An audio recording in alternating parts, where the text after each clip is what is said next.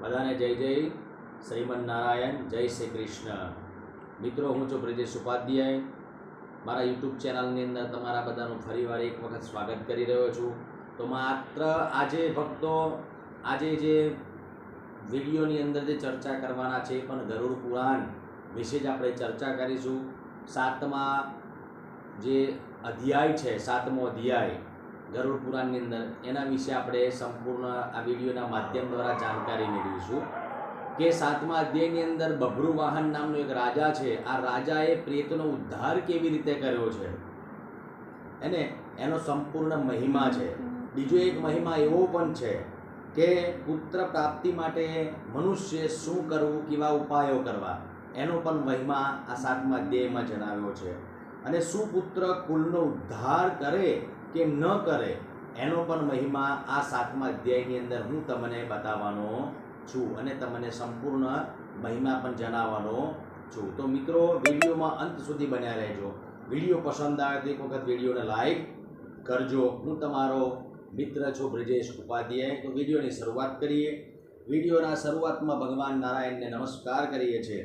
ઓમ નમસ્તે દેવતાનાથ, નમસ્તે ગરુડધ્વજ, શંખચક્ર ગદાપાને, વાસુદેવ નમોસ્તુતે, નમસ્તે નિર્ગુણાનંત, સપ્રતકાર્યાય ભેદસે, જ્ઞાન નિરાલંબ, સર્વાલંબ નમોસ્તુતે. સુત ઉવાચ. સુતજી બોલ્યા કે હે શૌનકાદિ ઋષિઓ, ગરુડજી ભગવાનનું આ કથન સાંભળીને વાયુથી જેમ પીપળાના પાન હલવા લાગે છે, ધ્રુજવા લાગે છે, તેમ કાંપવા લાગ્યા. એ પણ ધ્રુજવા લાગ્યા. તેમને પરોપકારથી ભગવાન શ્રીમન નારાયણને એક પ્રશ્ન પૂછ્યો. ગરુડ વાચ. ગરુડજી બોલ્યા, હે ભગવાન, કેટલાક માણસો જાણી જોઈને પાપ કરે છે, તેમજ કેટલાક ભૂલથી પણ પાપો કરે છે. આમ એ મનુષ્યો કયો ઉપાય કરે તો તેમને નરકે ન જવું પડે તે સર્વ મને કહો. તો હે પ્રભુ, સંસાર સાગરમાં ડૂબેલા આ દીનજનોની ચિત્ત વૃત્તિ નિરંતર પાપ અને વિષયોમાં ડૂબેલી હોવાથી તેમના ભ્રષ્ટ થયેલા અંતકરણને ઉગારવા તથા એવા લોકોનો ઉદ્ધાર થાય તે માટે સઘળા પુરાણોના મુખ્ય અર્થે મને કહેવાની આપ કૃપા કરો. ગરુડજી આ પ્રમાણે ભગવાનને પ્રશ્ન કરે છે. ભગવાન ઉત્તર આપતા જણાવે છે. તો ભગવાન કહે છે, હે ગરુડજી, આપે સર્વના હિતાર્થે આ શ્રેષ્ઠ અને ઉત્તમ પ્રશ્ન મને પૂછ્યો. તે વિશે હું તમને એનો જવાબ, એનો ઉત્તર પણ તમને જણાવું. તમે સાંભળો કે સર્વપ્રથમ તો એકાગ્ર ચિત્તે શ્રદ્ધાપૂર્વક આ કથા સાંભળજો કે હે ગરુડજી, જો પુત્ર વિહીન તથા પાપીની જે દુર્ગતિ પ્રાપ્ત થાય છે તે મેં તમને કહી સંભળાવી. જે પુત્રવાન ધર્માત્મા છે તેને કદી દુર્ગતિ પ્રાપ્ત થતી નથી. હવે ભગવાન કહે છે અહીંયા આગળ કે પુત્ર પ્રાપ્તિ માટે શું કરવું અને સુપુત્ર કુલનો ઉદ્ધાર કરી શકે કે નહીં, તો એના વિશે પણ જાણો. તો કેટલાક જન્માંતરના પાપ સંસ્કારોને કારણે જો કોઈને પુત્ર થતો હોય તો તેને ઉપાય કરી પુત્ર પામવા માટેનું પહેલું તો સાધન કરવું જોઈએ. પુત્ર પ્રાપ્તિ માટે હરિવંશનું શ્રવણ, સપ્તસતીનો પાઠ અથવા શ્રદ્ધા ભક્તિપૂર્વક સદાશિવની આરાધના કરવી જોઈએ. જો જે પ્રમાણે ગરુડ પુરાણમાં બતાવ્યા છે એ પ્રમાણે તમે ભગવાનનું દુર્ગા સપ્તસતીનું પાઠ કરશો કે સદાશિવ ભોલેનાથની જો પૂજા અર્ચના કરશો તો તમને પુત્ર અવશ્ય પ્રાપ્તિ થશે. આ ઉપાયથી બુદ્ધિમાન પુત્રની પ્રાપ્તિ થાય છે. બ્રહ્માજીએ પુત્ર શબ્દનો અર્થ કહ્યો છે કે જે પુત્ર પુનામ નરકમાંથી પોતાના પિતાનો ઉદ્ધાર કરે છે તેને જ પુત્ર જાણવો, આવું બ્રહ્માજી કહે છે. ધર્મ જાણનારો એક જ પુત્ર હોય તો પોતાના સમસ્ત કુળને તારે છે. પુત્રના સાધનથી પિતા સર્વ લોકોને જીતી શકે છે એવી એક અનાદિથી ચાલી આવતી શ્રુતિ પરંપરા છે. વેદોએ પુત્ર અંગે શ્રેષ્ઠ મહાત્મ્ય વર્ણવેલું છે કે પિતા પુત્રનું મુખ નિરખીને જ પિતૃ ઋણમાંથી મુક્ત થઈ જાય છે. પિતાએ પોતાના પુત્રનું જ્યારે પણ સારી રીતે મુખ એટલે કે આ મોઢું જોયું સારી રીતે અને તો એ પિતૃના ઋણમાંથી એ મુક્ત થઈ જાય છે. જે મનુષ્યને પૌત્રનો સ્પર્શ થાય છે તે ત્રણેય પ્રકારના ઋણમાંથી અર્થાત આલોક, પરલોક અને પિતૃલોકના ઋણથી મુક્ત થઈ જાય છે. અને પુત્ર પૌત્ર પ્રપૌત્રો સહ સ્વર્ગને ઉલ્લંઘીને ઉત્તમ ગતિ પામે છે. પોતાની જાતિની સ્ત્રી સાથે જો વિવાહ કરીને વિધિપૂર્વક પુત્ર પ્રાપ્તિ થાય તેને બ્રહ્મોડા કહે છે. તો તે પુત્ર ઉત્તમ ગતિએ પહોંચાડે છે. અને જો વિવાહ કર્યા વિનાની અન્ય સ્ત્રીથી પુત્ર થાય તો તે પુત્ર નરકે લઈ જાય છે. તેથી હે ગરુડ, આ નિયમોને બરાબર સમજવા અને પર જાતિની સ્ત્રીથી ઉત્પન્ન થયેલા પુત્રનો આપણે ત્યાગ કરવો જોઈએ. એક જ જાતિના પતિ પત્નીથી ઉત્પન્ન થયેલા પુત્રોને ઔરસ પુત્ર કહેવાય છે. તેઓ શ્રાદ્ધ આદિ સમયે દાન આપીને પોતાના મા બાપને સ્વર્ગ પ્રાપ્તિ કરાવે છે. શ્રાદ્ધ આદિ દાન કરનાર પુત્રના પિતૃઓ સ્વર્ગે જાય છે, પણ પુત્ર સિવાયના અન્ય જનો જો શ્રાદ્ધાદિ ક્રિયા કરે તો તેને પિશાચ થવું પડે છે. અને પિશાચ થયો હોય તો તે પણ એ સ્વર્ગે જાય છે. અને તેની વાત તમે વિગતપૂર્વક ધ્યાનથી સાંભળો કે હે ગરુડજી, હું તમને એક અત્યંત જૂનો ઇતિહાસ કહું છું તો તમે સાંભળો કે એ ઇતિહાસમાં શ્રાદ્ધાદિ દાનનું ઉત્તમ મહાત્મ્ય બતાવેલું છે, જણાવેલું છે. તો હે ગરુડ, ત્રેતા યુગમાં અત્યંત સુંદર મહોદયપુર નામે એક નગર હતું. આ નગરમાં ધર્મનિષ્ઠ અને અત્યંત બળવાન બભ્રુવાહન નામનો રાજા રાજ્ય કરતો હતો. આ રાજા ત્યાં રાજ્ય કરતો હતો. એ રાજા મોટા મોટા યજ્ઞ કરનારો હતો, દાનવીર હતો, લક્ષ્મીવાન હતો, બ્રાહ્મણો પર પ્રીતિ રાખનારો હતો, શ્રાદ્ધુ પ્રત્યે દયાળુ, શીલવાન, આચાર વિચાર પાળનારો અને ગુણવાન પણ હતો અને દક્ષ હતો. તે ધર્મપૂર્વક પ્રજાનું પુત્રની જેમ પાલન કરતો અને ક્ષાત્ર ધર્મપરાયણ હોવા છતાં દંડ યોગ્યને તે દંડ આપતો હતો.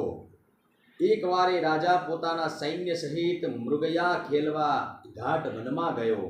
એ વન અનેક પ્રકારના શોભાયમાન વૃક્ષોવાળું હતું. મૃગથી ભરપૂર અને વિવિધ પક્ષીઓના કલરવ એટલે અવાજથી મનને મોહિત કરનારા એ વનમાં રાજાએ દૂરથી એક મૃગ જોયું એટલે કે હરણને જોયું. એ રાજાએ મૃગ એટલે હરણ ઉપર તીક્ષ્ણ બાણ છોડ્યું, છતાં મૃગ બાણના પ્રહારથી મૃત્યુ ન પામતા બાણ સહિત એક ઝાડીઓમાં સંતાઈ ગયું. રક્તરંજિત ઘાસ પર નજર દોડાવી એ મૃગ એટલે કે હરણ આ રસ્તે ગયો હોવો જોઈએ તેવો વિચાર કરી રાજા તે નિશાનીઓને જોતો જોતો અન્ય વનમાં પહોંચી ગયો. ત્યાં ભૂખ તરસથી રાજાનો કંઠ ગળું સુકાઈ ગયું અને શ્રમ અને સૂર્યના તાપથી રાજાની અકળામણ વધી ગઈ અને ફરતા ફરતા તેની નજર એક તળાવ પર પડી. રાજા એ તળાવ પર પોતાના અશ્વ સહિત એટલે ઘોડાઓને લઈને તળાવ પાસે પહોંચ્યો તો ત્યાં બભ્રુવાહન રાજાનો અને પ્રેતનો સંવાદ એટલે હવે ત્યાં જંગલની અંદર આ તળાવ પાસે કમળની સુવાસ અને સુગંધિત તળાવનું જળ પીને રાજા બભ્રુવાહનનો થાક ઉતરી ગયો. પછી ઘોડા સહિત રાજા બહાર આવ્યો. એ રાજાએ ત્યાં એક મોટું વટ વૃક્ષ એટલે કે વડનું વૃક્ષ જોયું. એ વટ વૃક્ષની છાયા અત્યંત શીતળ ઠંડી હતી અને રમણીય પણ હતી. તેની અત્યંત મોટી અને વિસ્તરેલી શાખાઓ પર અનેક પક્ષીઓ અવાજ કરતા હતા. એ વનમાં ધ્વજની જેમ સમસ્ત વૃક્ષોમાં શ્રેષ્ઠતાને વરેલા એ વટવૃક્ષની નીચે રાજા બેઠો. તો હે ગરુડ, એ બબ્રુવાહન રાજાએ ત્યાં પિશાચોને જોયા. તે પિશાચો ભૂખ તરસથી વ્યાકુળ હતા, તેમના વાળ ઊભા હતા. તેઓ અત્યંત મલિન શરીરવાળા અને ભયંકર દેખાવવાળા પણ હતા. એ રીતના ભયંકર પિશાચોને જોતા જ એ રાજાએ અત્યંત આશ્ચર્ય થયું. વળી એ પિશાચોએ ભયંકર વનમાં રાજાને જોયો. તેથી તેઓ રાજાની પાસે પ્રસન્ન ચિત્તે પહોંચ્યા. પછી જિજ્ઞાસાથી એક પિશાચે વાતચીત રાજા સાથે કરી અને રાજાને કહ્યું કે આ અરણ્યમાં આપણો સમાગમ એને થયો, તેથી મારું પિશાચપણું હવે ચોક્કસ દૂર થઈ જશે. વળી ઉત્તમ ગતિને પણ હું પામીશ એમ જાણી હું અત્યંત ધન્ય એટલે કે કૃતાર્થ થયો છું. રાજો ઉવાચ, એટલે રાજા કહે છે કે હે પિશાચ, તારું મોં અત્યંત ભયંકર છે અને શરીરે તું અત્યંત કાળો છે. તને આવું અમંગલકારી પિશાચપણું કયા દુષ્કૃત્યને લીધે પ્રાપ્ત થયું છે? તે પૂર્વજન્મની અંદર કેવા કર્મો કર્યા છે તેના કારણે તને આ પિશાચપણું પ્રાપ્ત થયું? વળી તેને પ્રેતપણું મળવાનું કયું કારણ છે? તારી સઘળી હકીકત મને જણાવ. તું કોણ છે? કયું દાન કરવાથી તારું આ પિશાચપણું નાશ પામશે? એ સર્વ વિગત તું મને જણાવ. રાજાએ આ પ્રશ્ન પિશાચને પૂછ્યો છે. તો પ્રેત ઉવાચ, ત્યારે આ પ્રેતે જણાવ્યું કે હે રાજન, હું તમને મારો સમસ્ત વૃત્તાંત કહું, તમે સાંભળો. કે મારા પિશાચપણાનું કારણ સાંભળીને મારા પર દયા માત્ર તમે જ કરી શકવા સમર્થ છો. વૈદસ નામનું એક નગર હતું. એ નગર સર્વ પ્રકારની સંપત્તિ અને અનેક પ્રકારના જનપદો તથા અનેક પ્રકારના રત્નોથી ભરપૂર હતું. ત્યાં મોટા મોટા રાજગૃહો હતા, તેમજ અનેક પ્રકારની ધાર્મિક ક્રિયાઓ ત્યાં કરાતી હતી. એ નગરમાં દેવ આરાધનામાં તત્પર રહેનારો હું મારા નિવાસે રહેતો હતો. મારો જન્મ એક વૈશ્ય જાતિમાં થયો હતો. મારું નામ સુદેવ હતું અને મેં દેવો અને પિતૃઓને અન્ન સમર્પિત કરીને તેમને સંતોષ્યા હતા. અનેક જાતના દાન આપીને મેં બ્રાહ્મણોને સંતોષ્યા. દિન આંધળા એને કૃપણ લોકોને પણ અનેક પ્રકારના દાન આપીને અનેક રીતે મેં સંતોષ્યા. તો હે રાજન, આ પ્રમાણે હું ઉત્તમ કર્મ કરતો હતો, તેમ છતાં મારા દુર્ભાગ્યને કારણે એ સર્વ નિષ્ફળ થઈ ગયા. કયા કારણથી નિષ્ફળ થયા તે પણ હું તમને જણાવું છું, સાંભળો. હે રાજન, મારે સંતતિ ન હતી, મારા ઘરે પુત્ર ન હતો અને તેમજ મારો પક્ષ રાખનાર કોઈ બાંધવ એટલે કોઈ સગાવાલું પણ હતું નહીં. જે મારા ઉર્ધ્વ દેહાદી એટલે મરણ પછીના દેહનું કર્મ કરે. હે મહારાજ, મૃત્યુ પામનાર જે મનુષ્યનું 16 માસિક શ્રાદ્ધ થયું ન હોય તેને માટે અન્ય કોઈ શ્રાદ્ધ કરે તો પણ વ્યર્થ જાય છે અને તેને પ્રેત બની જવું પડે છે. તે પ્રેત બની જાય છે. હે પૃથ્વીપતિ રાજા, તમે મારા પાછળ બાકી રહેલા ઉર્ધ્વ દેહાદિક કર્મો કરી મારો ઉદ્ધાર કરો, કારણ કે ચારે વર્ણના તારણહાર રાજા છે. હે રાજન, મારો ઉદ્ધાર તમે કરો. હું તમને હીરા અને રત્ન આપું છું. મારો પિશાચપણું નાશ પામે તે રીતે મારો ઉદ્ધાર કરો. આ પ્રમાણે એક પિશાચ આ રાજાને આ બધું જણાવે છે. ત્યારે રાજા કહે છે કે આપ મારું ભલું ઈચ્છતા હો તો મેં કહ્યું છે તે પ્રમાણે યથાવિધિ તમે કર્મ કરો. હે રાજન, પિશાચપણામાં અત્યંત કષ્ટ છે. આ જે મને પિશાચપણું મળ્યું છે ને, એમાં હું ખૂબ દુઃખ ભોગવી રહ્યો છું. આ યોનિઓમાં જન્મ મળે એટલે ખાવા પીવા સરખું મળે નહીં. જો આ પિશાચપણું મળે છે તેમાં ખાવા પીવાનું પણ સારી રીતે મળતું નથી. આ વનમાં ઉત્તમ પ્રકારના ફળ અને શીતળ સ્વચ્છ જળ હોવા છતાં તેમાંનું મારા કઈ જ કામનું નથી. મારા પિશાચપણાના નિવારણાર્થે હું તમને ઉપાય કહું. હે રાજન, પહેલાં તમે નારાયણ બલિ કરો. શું કીધું છે પ્રેતે? તમે નારાયણ બલિ કરો, પછી મારી સઘળી ક્રિયા કરજો. બધી ક્રિયાઓ પછી તમે કરજો. તો પ્રેતના પુણ્ય માટે મનુષ્ય શું કરવું જોઈએ? એ પણ તમે સાંભળો કે આ પ્રમાણે કરશો તો મારું પ્રેતપણું ટળશે, તેમાં કોઈ શંકા નથી.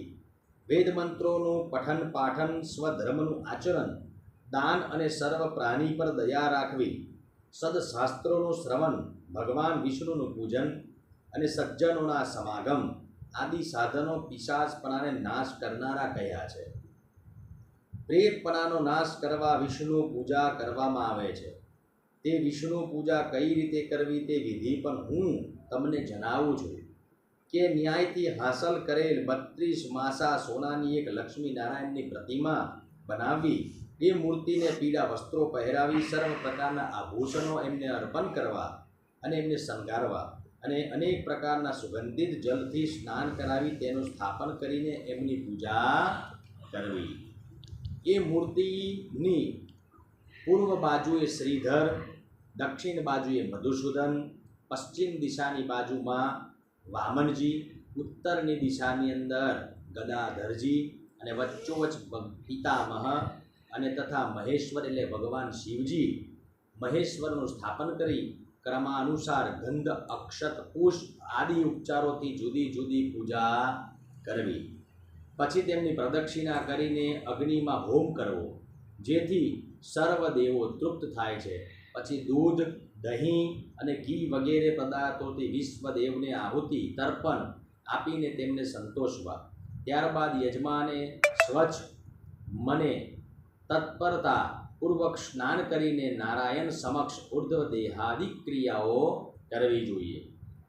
તે સમયે ક્રોધ અને લોભનો ત્યાગ કરીને સઘળા કાર્યો કરવા જોઈએ. ત્યારબાદ સર્વે શ્રાદ્ધ તેમજ મૃતોત્સર્ગ કરવા, પછી પદદાન તેમજ ત્રયોદશ દાન આપવા જોઈએ. ત્યારબાદ સંન્યાદાન આપીને જલથી પૂર્ણ રીતે ભરેલો એક ઘડો દાનમાં આપવો જોઈએ. તો રાજો ઉવાચ, રાજા કહે છે કે હે પ્રેત, ઘડો કઈ રીતે કરવો તથા તેનું દાન કઈ રીતે કરવું તથા અન્ય સર્વ ક્રિયા મને જણાવો, કારણ કે ઘડા દાન કરવાથી પ્રેતની મુક્તિ થાય છે.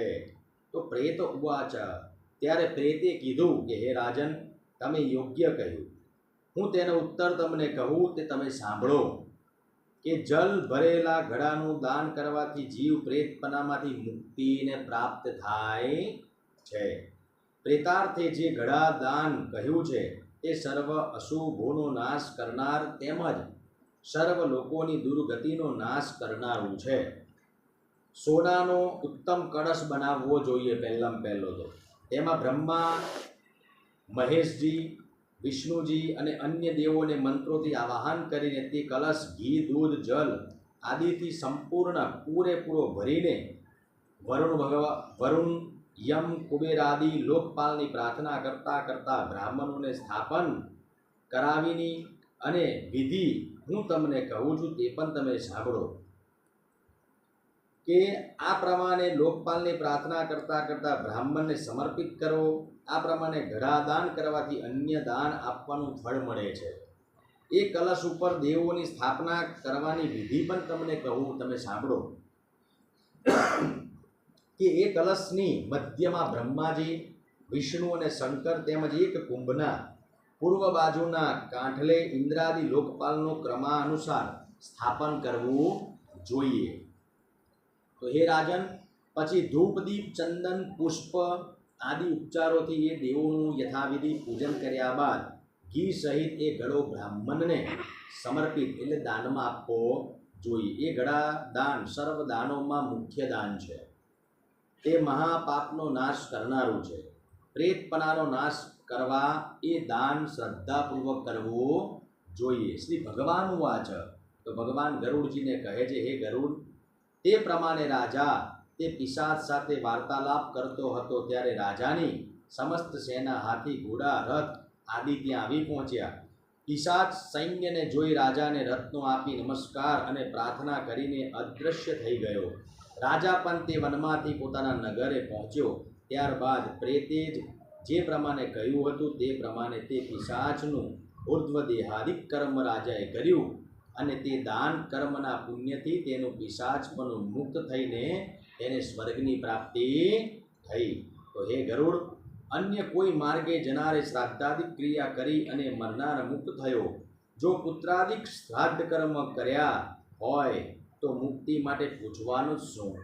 આ પવિત્રતા અર્પનાર ઇતિહાસ જે પણ કોઈ સાંભળે અને જે સંભળાવે તે કદાચિત પાપી હોય તો પણ મુક્ત બને છે. તો ઇતિ શ્રી ગરુડ પુરાણે સારોદ્વારે બભ્રુવાહન પ્રેત સંસ્કારો નામ સપ્તમો અધ્યાય. ઓમ તત્સત.